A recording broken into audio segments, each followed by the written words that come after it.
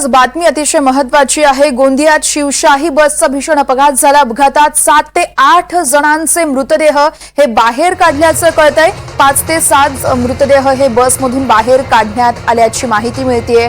सडक अर्जुनी तालुक्यात शिवशाही बसचा भीषण अपघात झाला आहे। आपण बघू शकतो या दृश्यांमध्ये अपघात किती भीषण होता तो। यामध्ये प्रवासी देखील होते। फोनवरून गोंदियातील आमचे प्रतिनिधी दीपेश कुमार टेंभरे आहेत आपल्या सोबत। दीपेश, नेमका कधी अपघात झालाय आणि जखमींची संख्या कळू शकली आहे का? मॅडम, आतापर्यंत कोणत्याही जखमींची संख्या कळू शकलेली नाही। 7 ते 8 मृतदेह बाहेर काढून झालेले आहेत, बसच्या बाहेर काढलेले आहेत आणि अजून मृतदेह बाहेर काढण्यास आणि काम गतीने सुरू आहे। सध्या आता बसला सरळ करून बाकीच्या तपास पोलीस डिपार्टमेंट करत आहे आणि अँब्युलन्स इथे अवेलेबल होत आहेत। अजून समोरची माहिती आम्ही घेत आहोत मॅडम इथं।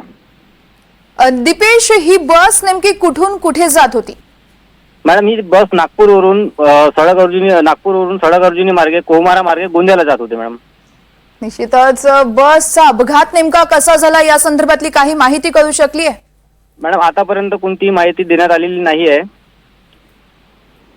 निश्चितच, त्यामुळे आता आणखी सगळे अपडेट्स तुमच्याकडून घेत राहू। दीपेश, खूप खूप धन्यवाद तुम्ही दिलेल्या माहितीसाठी।